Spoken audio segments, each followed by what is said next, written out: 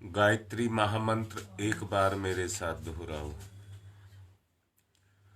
ओम भूर्भुवः स्वः तत्सवितुर्वरेण्यं भर्गो देवस्य धीमहि धियो यो नः प्रचोदयात्।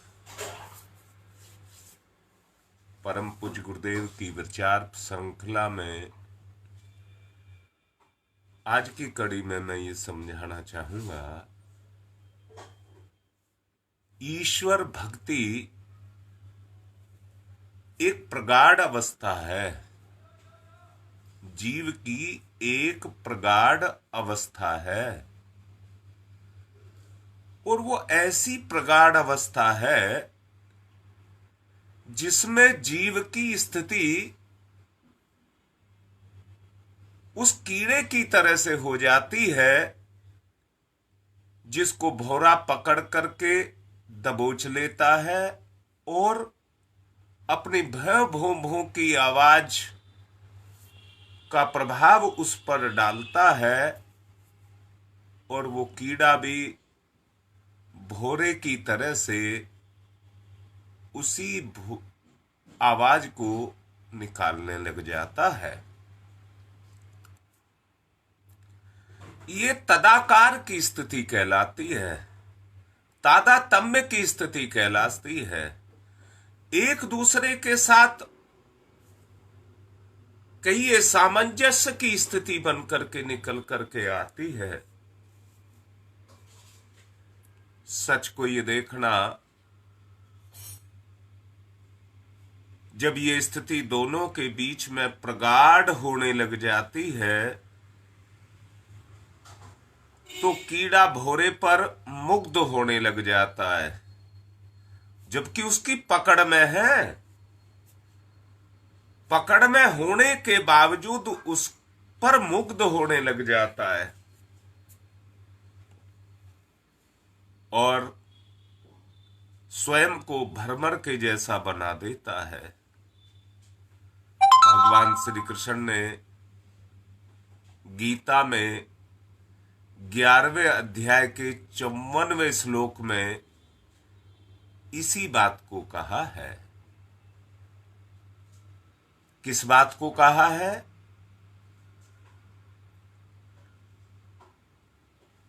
उन्होंने कहा है कि जो आदान प्रदान की क्रिया चलती है, मैं ही भक्त के अंदर प्राण बन करके जाकर के घुस जाता हूं, या भक्त मेरा सहारा लेकर के मुझे अपने चेतना के अंदर प्रवेश करा लेता है। मैं उसकी चेतना के अंदर प्रवेश कर जाता हूं।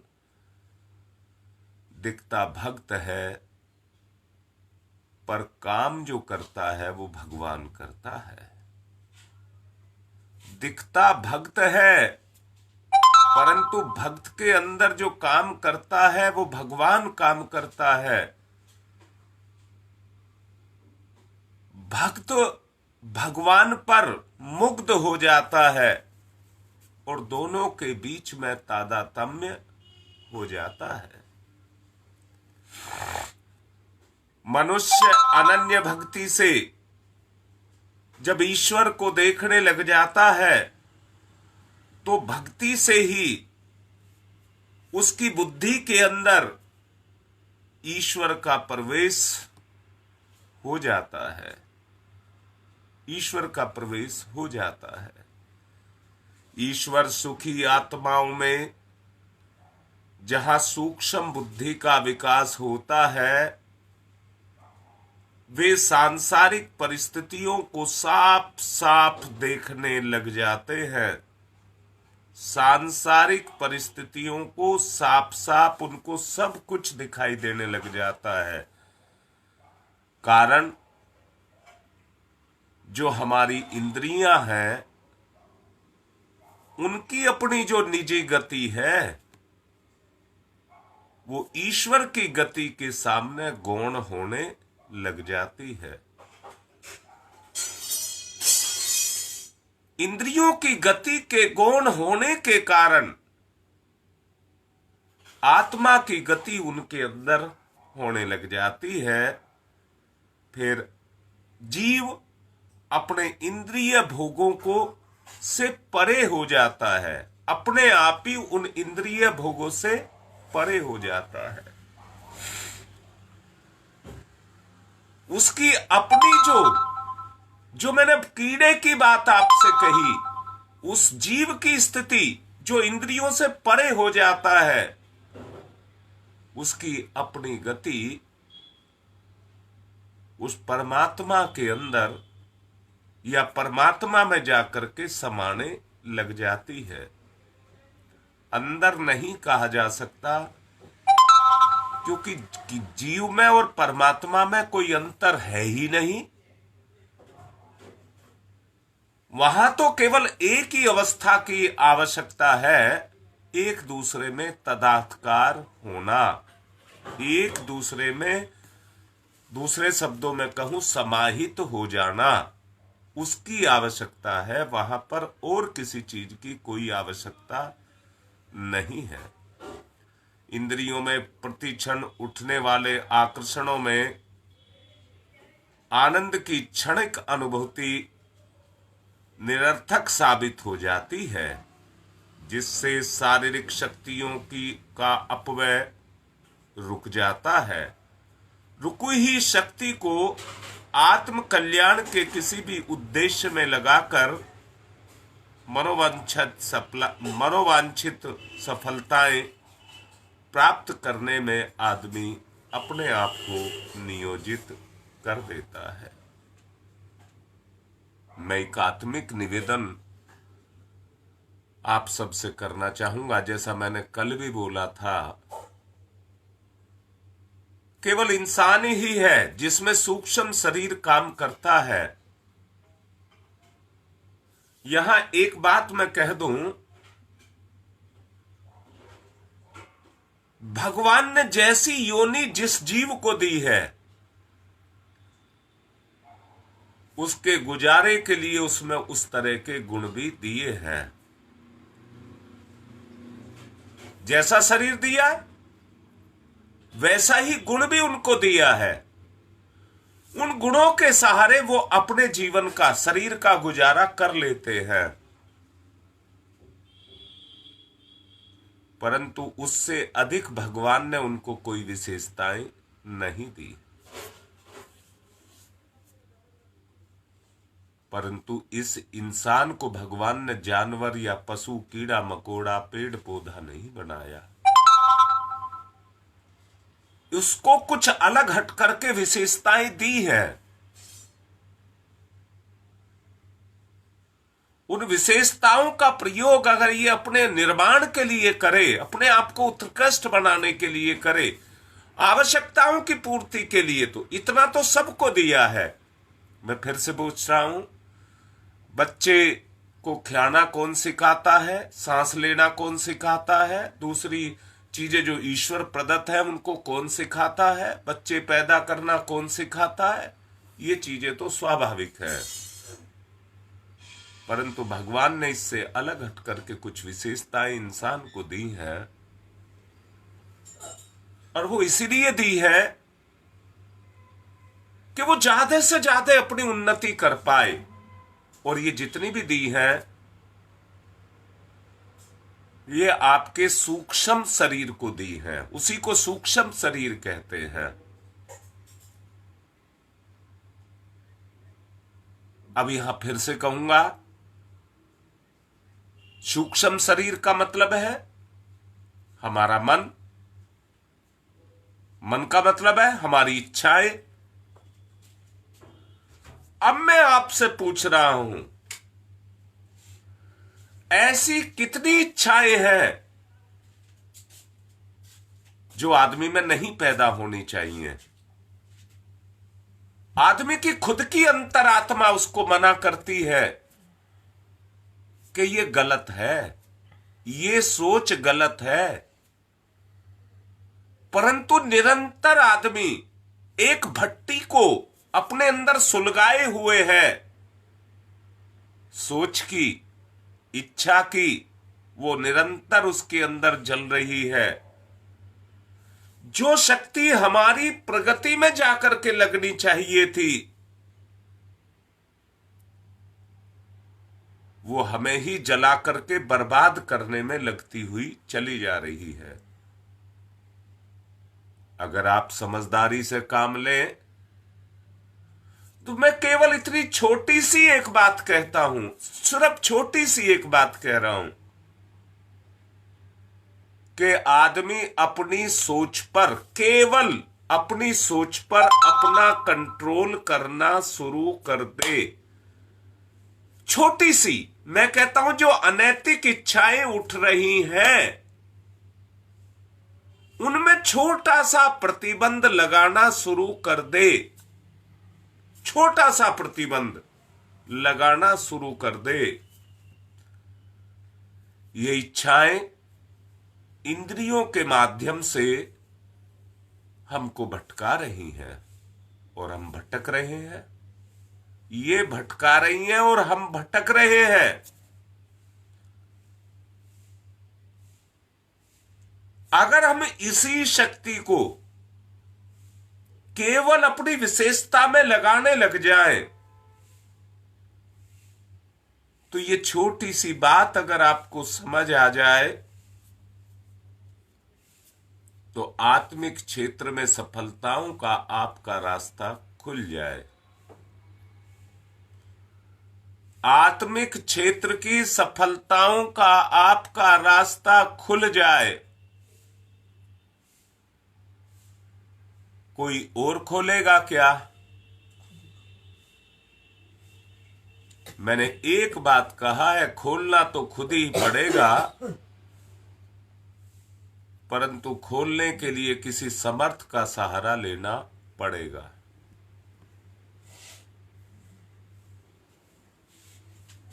और उस समर्थ का नाम ईश्वर है।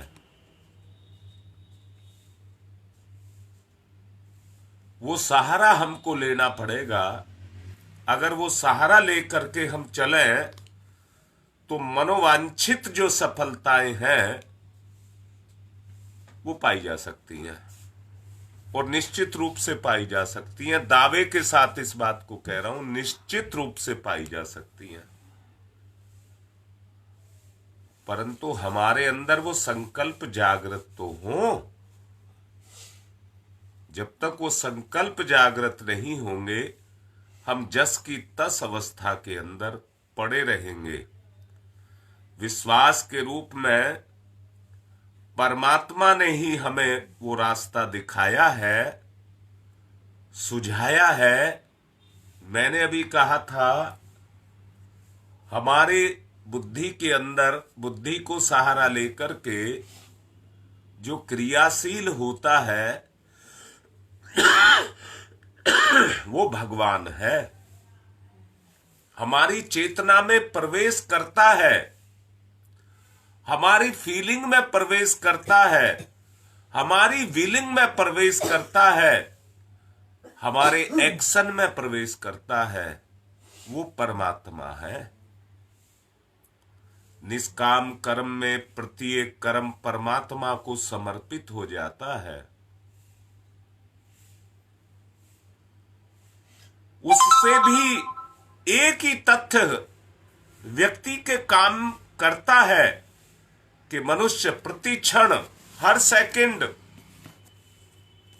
अपने आप को परमात्म कार्य में अपने आप को संलग्न पाता है। परमात्मा का अनुग्रह या उसकी अनुकंपा प्राप्त करने के लिए ईश्वर निष्ठ व्यक्ति के अंतःकरण में उसकी सफलताओं का विश्वास अपने आप बनता चला जाता है। ये विश्वास बहुत बड़ी चीज है और उस तरह के विकास की परिस्थितियां व्यक्ति के सामने, जैसे आज दुर्गति की परिस्थितियां, आज आदमी जकड़ करके रह गया है, परिस्थितियों का गुलाम बन चुका है, वैसे ही व्यक्ति के विकास की परिस्थितियां अपने आप वो रास्ते खुलने लग जाते हैं। भूल दरअसल में कहाँ हुई, कैसे हुई, इसके बारे में सोचने की आवश्यकता है। कुछ लोगों ने सांसारिक कर्तव्य पालन को ही तिलांजलि देकर के आत्म कल्याण के लिए पलायनवाद का एक नया रास्ता खड़ा कर लिया। एक नया रास्ता खड़ा कर लिया और उस रास्ते के खड़े करने के कारण आदमी मति भ्रम हो गया। आदमी मति भ्रम हो गया और उस मति भ्रम हो जाने के कारण जो स्वयं परमात्मा था वो अपने आप को शरीर और साधन मानने लगा, साधनों को अपना मानने लगा। आप सोच करके देखो, इस मति भ्रम का जो प्रभाव हुआ, परमात्मा स्वयं जो अनंत ऐश्वर्य संपन्न था, वो उस ऐश्वर्य के लिए खुद तड़फने लग गया। मैं अपने आप को कह रहा हूं, आपको कह रहा हूं, जो स्वयं परमात्मा है वो उस परमात्मा के लिए तड़फने लग गया। उस कह रहा हूं जो मुझसे दूर हो गया, जबकि दोनों एक हैं, दोनों एक हैं, पर दूरी मेरे द्वारा पैदा कर ली गई, सोच के द्वारा, विचार के द्वारा। मैं कह रहा हूं व्यक्ति व्यक्ति के बीच में, आत्मा आत्मा के बीच में कोई दूरी नहीं है। अगर दूरी है तो केवल हमारे विचार की ही दूरी है। हम उसको पराया समझने लगे या प्राप्त करने का साधन वस्तु समझने लगे। जो स्वयं प्राप्त है उसको प्राप्त करने की आवश्यकता नहीं है। आवश्यकता किस बात की है?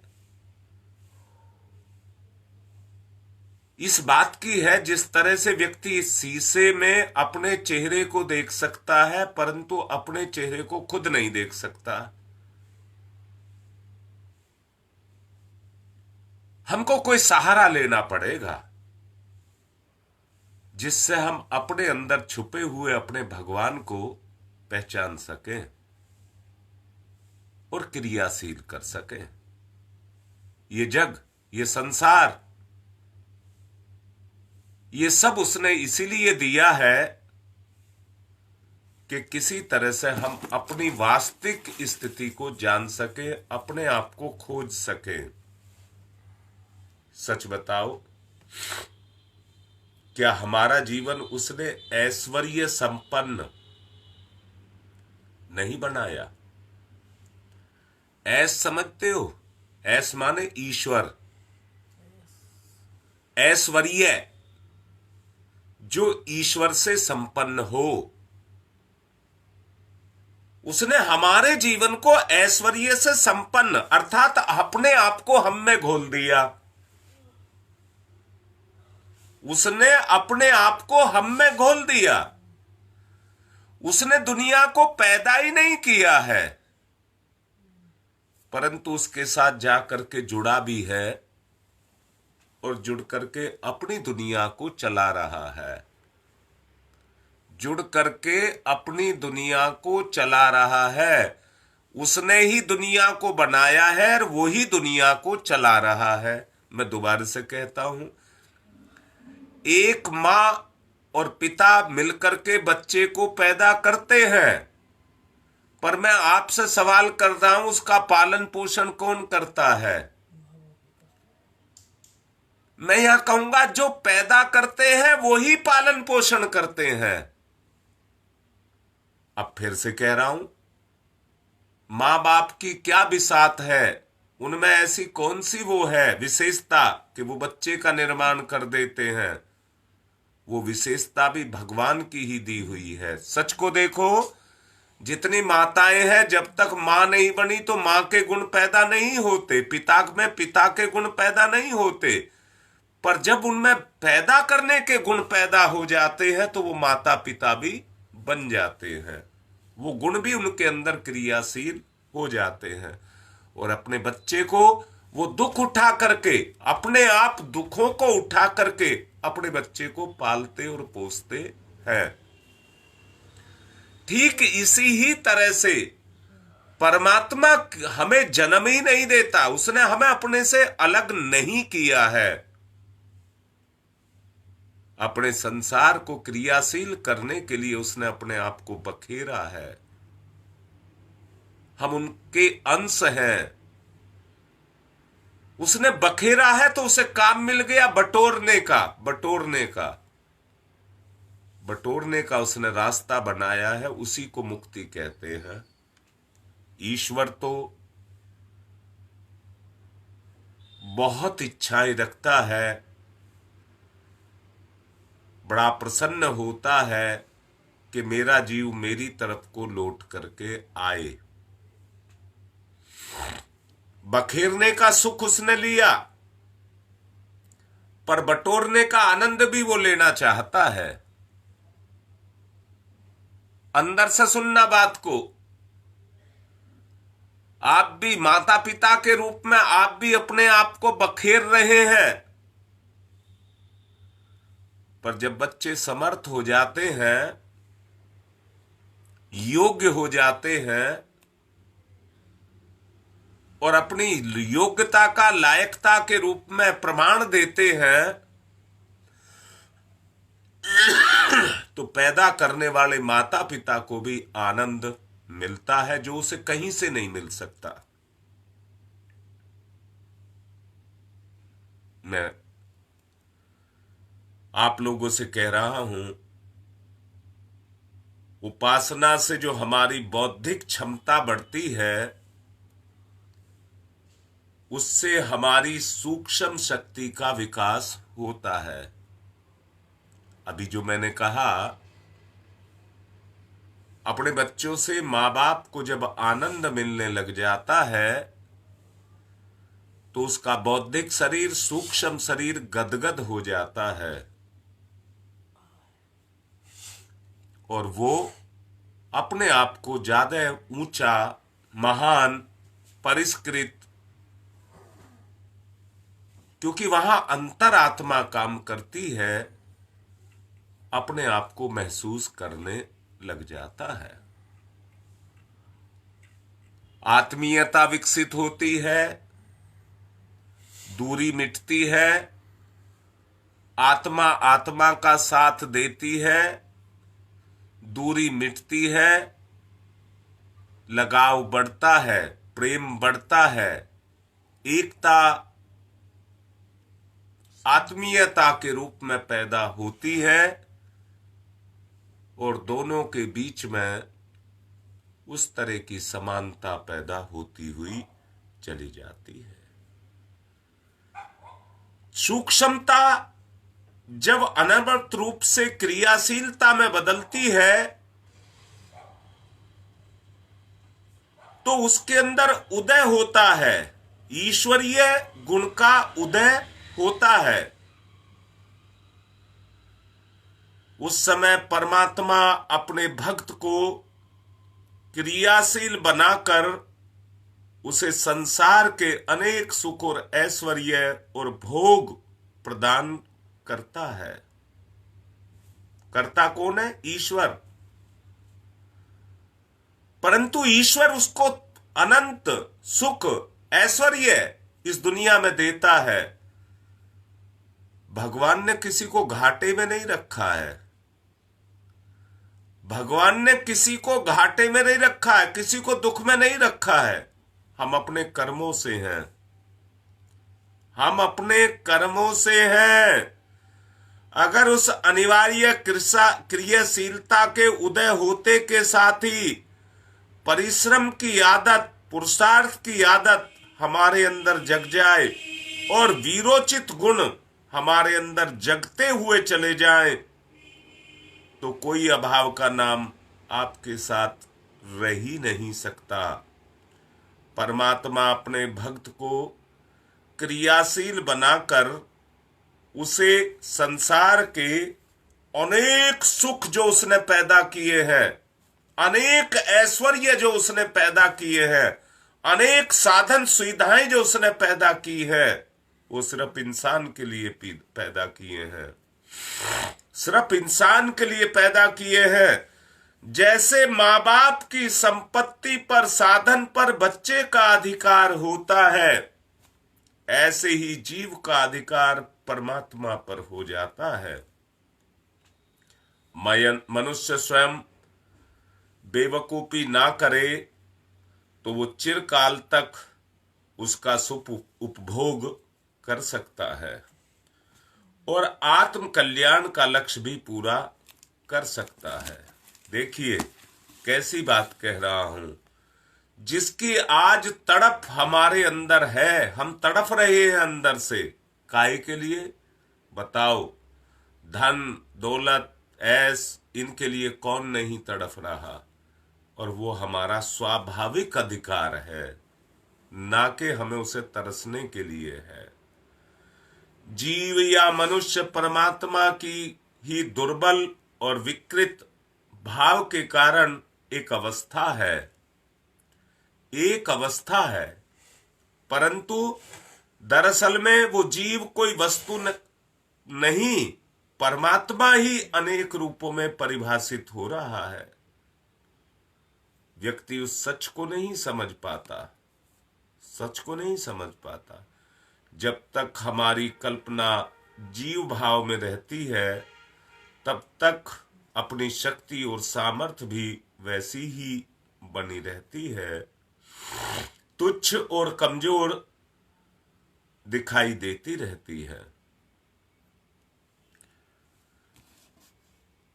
ईश्वर भक्ति से कीट के अंग में परिवर्तन जैसे आरंभिक कष्ट, असवमंभी और जीव का विकास सुनिश्चित है।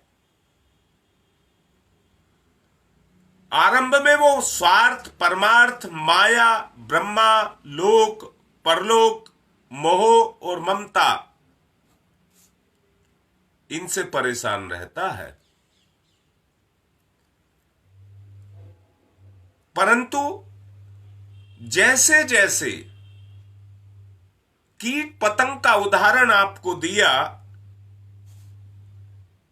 जिस प्रकार कीट भ्रमर का गुंजन पसंद तो करता है, किंतु वो अहम भाव छोड़ने के लिए तैयार नहीं है, अहम भाव छोड़ने के लिए तैयार नहीं है।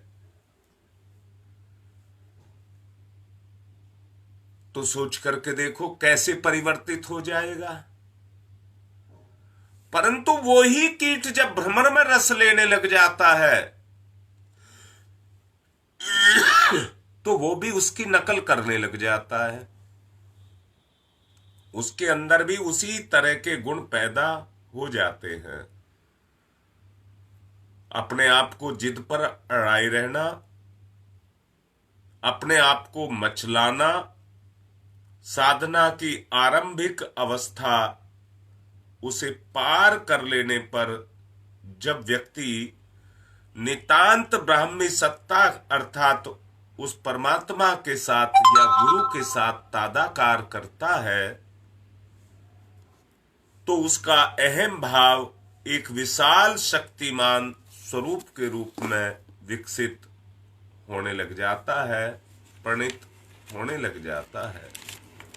और प्रणीत होने के कारण वो अपने आप को ब्रह्म के रूप में देखने लग जाता है। ये एक अवस्था है जो अपने आप को परिवर्तन करने के लिए, परिवर्तित करने के लिए जीव अपने अंदर से विकसित करता है। मैं भी आप लोगों से कहना चाहूंगा, जैसा मैंने अभी कहा है, आप मान लीजिए कि आप किसी शक्तिशाली परमात्मा के अंश हैं, आप कोई गिरे पड़े व्यक्ति नहीं है, आप कोई तुच्छ नहीं है, आप महान परमात्मा की संतान है। बस केवल एक बात को मानना पड़ेगा, राजमहल में रहने वाला राजकुमार भी राजमहल के नियमों का पालन करता है। अगर राजमहल के नियमों का पालन ना करे तो वहां के गुलाम भी उसकी साथ में मस्करी करने लग जाएंगे और उसकी इज्जत नहीं करेंगे।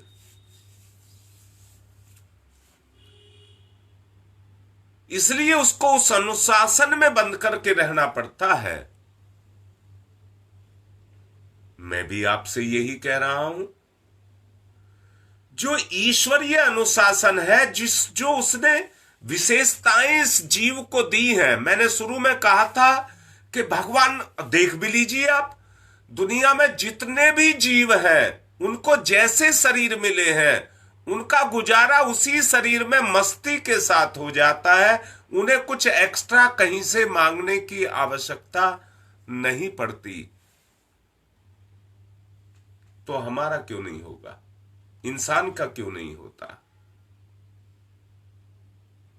क्योंकि इंसान वो जो ईश्वर प्रदत्त जो विशेषताएं हैं उन्हें सही जगह पर नहीं लगाता, जिसके कारण उसकी स्थिति विदीर्ण होकर के रह जाती है। उसका सही लाभ उसको नहीं मिल पाता है और सही लाभ ना मिल पाने के कारण अवस्था बिगड़ती हुई चली जाती है। उसकी अवस्था बिगड़ती हुई चली जाती है। सोचो, अगर उस अवस्था से अपने आप को बाहर निकालना है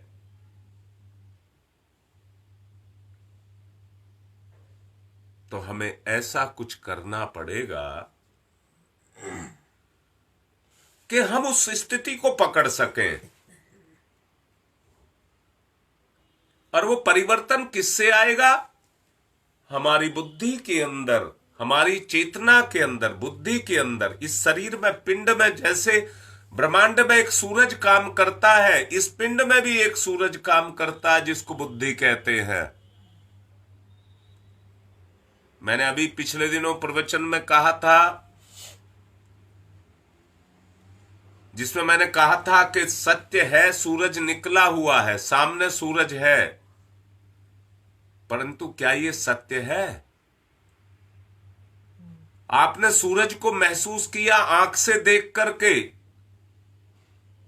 पर आंख तो झूठी है। ये तो हमको गलत दिखाती है, अपने मतलब का दिखाती है, अपने स्वार्थ का दिखाती है, आत्मा के अनुसार नहीं। अगर आपने देखा कि सूरज है तो अपनी अंतर चेतना से देखिए, क्योंकि अंतर आत्मा ही उसका अंश है। वही देख सकती है अपने आप को, वही देख सकती है कि है। इस इंद्रिय की कोई सामर्थ्य नहीं है कि वो उसको देख सके। अगर ईश्वर को देखना है तो बुद्धि की आंख आपको खोलनी पड़ेगी। जो बुद्धि है उसको आपको खोलना पड़ेगा।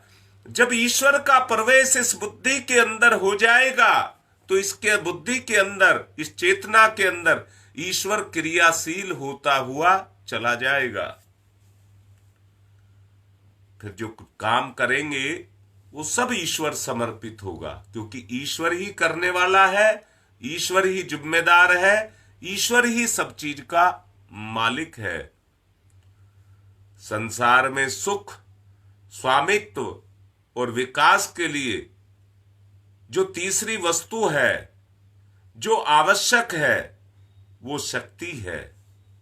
उसको शक्ति कहते हैं।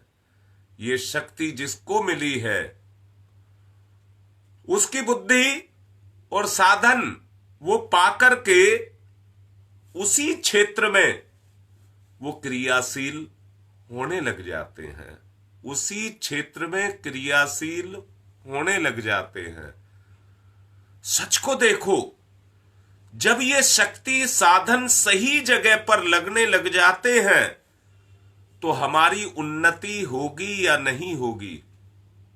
मैं आपसे कह रहा हूं, जिन चीजों के लिए आज हम तरस और तड़प रहे हैं, भिखारी बन करके, दीनहीन बन करके मारे मारे फिर रहे हैं, क्या उनको प्राप्त करने की क्षमताएं हमारे अंदर नहीं है? जरा बैठ करके सोच करके देखो। अगर हम सोच करके देखते हैं तो एक बात लगती है। शक्ति की बात मैंने कही, क्षमता की बात मैं आपसे कह रहा हूं। वो क्षमताएं हमारे अंदर हैं, परंतु हम उनका सही से सदुपयोग नहीं कर सके। हम उनका सही से सदुपयोग नहीं कर सके। अगर हम अपनी क्षमताओं को पहचाने, जो अलग से ईश्वर ने हमें विशेषताएं दी हैं, आज हम उन विशेषताओं का दुरुपयोग कर रहे हैं।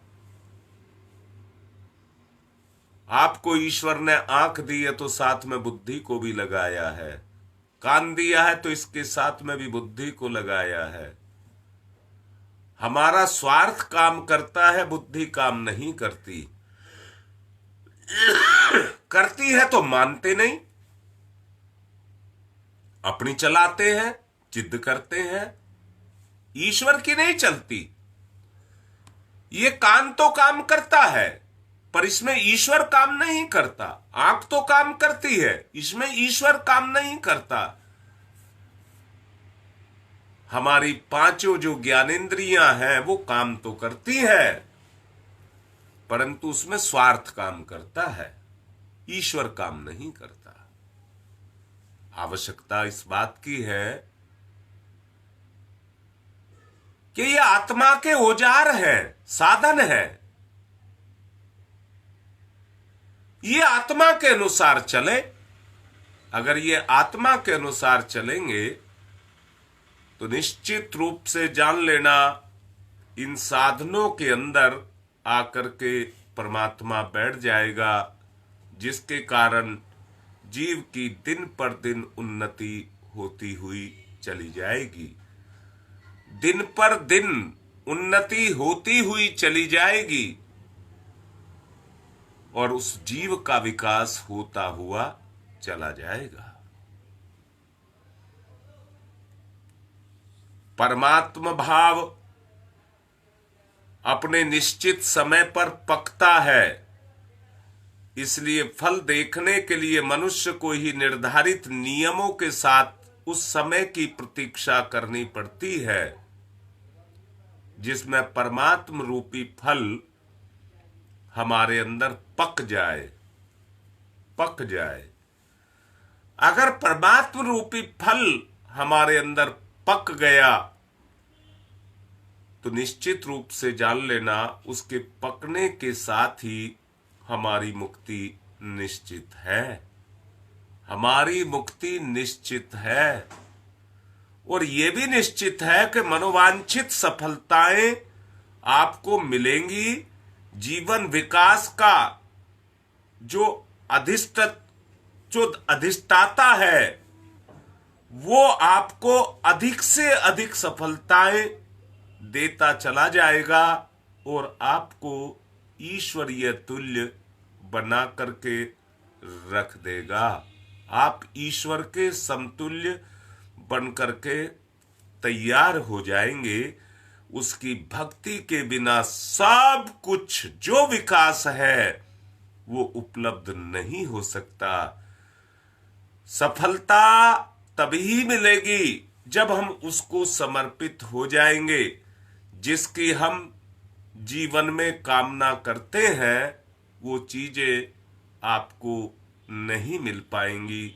मैं आपसे बहुत ही अपनेपन के साथ कह रहा हूं, एक परिवर्तन की निवेदन कर रहा हूं कि एक परिवर्तन सब अपने अंदर लाएं। प्रवचन तो मैंने अभी आपको 40 मिनट का समझा दिया, अब मैं निचोड़ की एक बात कहना चाहता हूं, और वो ये, हमारा सूक्ष्म शरीर जो अनर्गल काम करता रहता है उस पर प्रतिबंध लगाओ। जो अनावश्यक सोचते रहता है, जो हो नहीं सकता और होना भी नहीं चाहिए, उस पर हमारी शक्ति लगी रहती है। जो अनवरत रूप से सोचती रहती है, हमें कोई सोच ही ऐसी पैदा नहीं करनी है। उस शक्ति के बिखराव को हमको रोकना है। अगर हम उसको रोक सके तो निश्चित रूप से जानना, परमात्मा तत्व हमारी चेतना में क्रियाशील होकर के हमारी चेतना को विकसित करता हुआ चला जाएगा। हमारी चेतना को विकसित करता हुआ चला जाएगा। अपनी बात को, गुरुदेव के विचार को मैं यहीं पर विराम दे रहा हूं। जो आत्मिक निवेदन किया गया है, ये गुरुदेव के विचार हैं, उसके माध्यम से आप तक पहुंचाए गए हैं। आप इनको अपने जीवन में क्रियाशील करना, अपनी उन्नति करना, इसी में सबका भला है।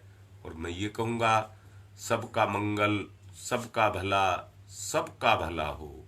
इसी के साथ आज की बात को पूर्ण कर रहा हूँ। ओम शांति ही शांति ही शांति ही।